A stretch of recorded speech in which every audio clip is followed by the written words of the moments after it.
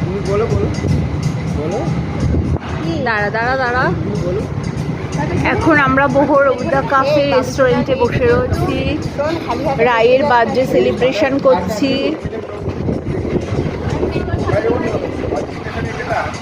বাইরে দেখো ওয়েদার কি সুন্দর হয়ে গেছে, এখন বাজে 3টে দুপুর, আফটারনুন।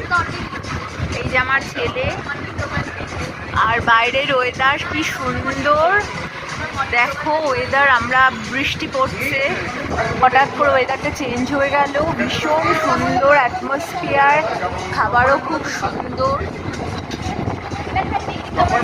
এই যে আমার বোন,